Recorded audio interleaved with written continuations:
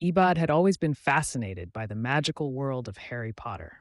He had read all the books, watched all the movies, and even dressed up as his favorite character, Harry, for Halloween.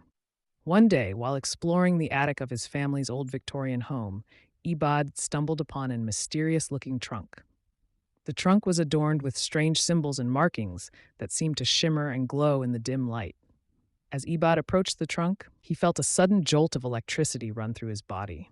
The air around him began to swirl and churn, and he felt himself being pulled towards the trunk.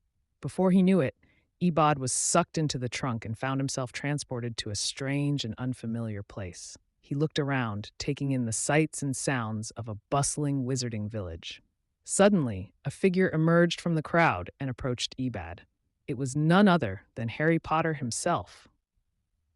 "Hello there, Ebad," Harry exclaimed, shaking his hand. "Welcome to Diagon Alley. I must say I'm intrigued by your unusual arrival." Ebad's eyes widened in awe as he took in the sights and sounds of the magical village. He explained to Harry how he had stumbled upon the mysterious trunk in his attic, and how it had transported him to this strange and wonderful place. Harry listened intently, his eyes sparkling with curiosity. When Ebad finished his story, Harry grinned and said, "Well, I think I know just what to do. Come with me." And with that, Harry led Ebad on a wild adventure through the wizarding world. They soared through the skies on broomsticks, explored the secrets of Hogwarts Castle, and even stumbled upon a hidden treasure or two. As the day drew to a close, Harry led Ebad back to the trunk that had brought him to this magical place. "I'm afraid it's time for you to return home, Ebad," Harry said, his eyes shining with a mixture of sadness and gratitude. "But before you go, I want to give you something." Harry reached into his pocket and pulled out a small, shimmering stone. "This is a piece of magic from our world," he explained. "Keep it close, and it will remind you of the incredible adventures we shared today." Ebad's eyes welled up with tears as he took the stone from Harry. He knew that he would never forget this magical day, and the incredible friend he had made in Harry Potter. With a final farewell, Ebad stepped back into the trunk and found himself transported back to his own attic. The mysterious trunk was still there, but now it seemed ordinary, even mundane. Ebad smiled to himself as he realized that the true magic had not been in the trunk, but in the incredible adventure he had shared with Harry Potter.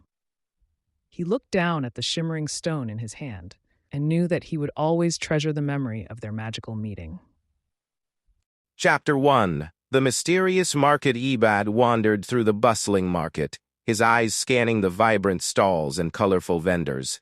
He had always loved exploring new places, and this market was no exception. As he navigated through the crowds, he stumbled upon a small, mysterious stall tucked away in a corner. Chapter 2. The magical lamp. The vendor, an old man with a kind face, greeted Ebad warmly. "Welcome, young traveler," he said, his eyes twinkling. "I have just the thing for you," Chapter 2. The magical lamp. The vendor, an old man with a kind face, greeted Ebad warmly. "Welcome, young traveler," he said, his eyes twinkling. "I have just the thing for you." He revealed a beautiful ornate lamp adorned with intricate patterns and symbols. Ebad's eyes widened as the vendor handed him the lamp. Chapter 3. The genie's appearance. As soon as Ebad touched the lamp, a puff of smoke appeared, and a majestic genie emerged. "You have freed me, young master," the genie declared. "Hi," his voice booming. "I am at your service." Ebad's eyes grew wide with wonder as the genie introduced himself. Chapter 4. The wish. The genie explained that Ebad had the power to make 3 wishes. Ebad thought carefully, considering his options. Finally, he made his first wish, to meet Aladdin, the legendary hero from the stories he had heard. Chapter 5. The magic carpet ride. The genie nodded, a smile spreading across his face. "Hold on tight, young master," he said, snapping his fingers. A beautiful magic carpet appeared, and Ebad climbed aboard. The genie joined him, and together they soared through the skies, bound for Agrabah.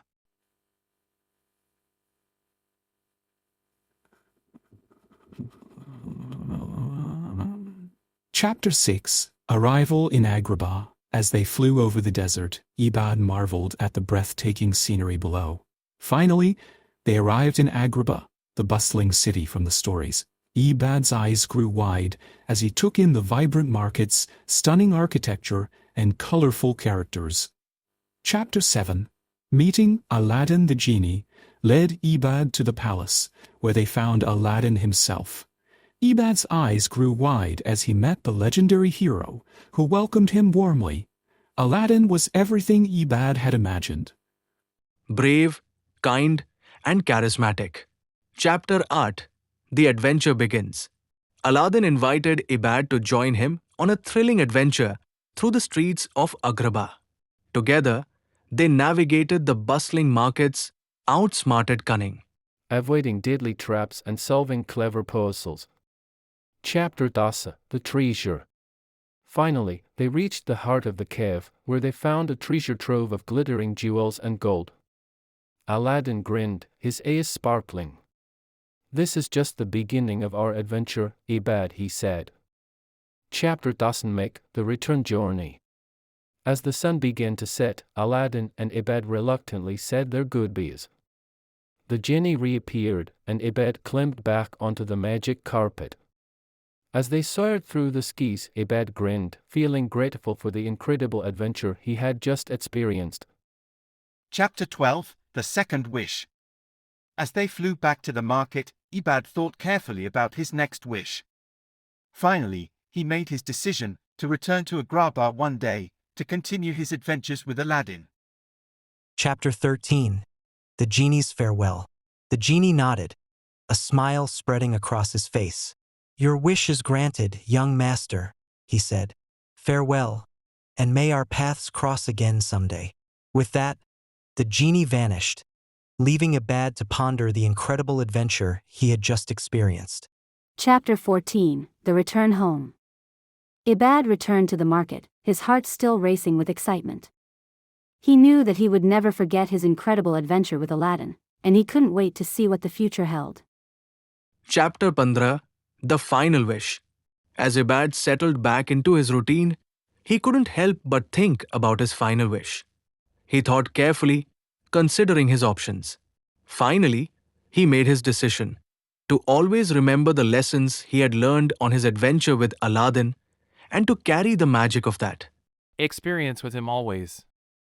Epilogue: The magic lives on. And so, Ebad lived out the rest of his days, inspired by the magic of his adventure with Aladdin. He carried the lessons he had learned with him always, and he never forgot the incredible journey he had been on. The magic of that experience lived on, a reminder to always believe in the impossible and to never stop exploring.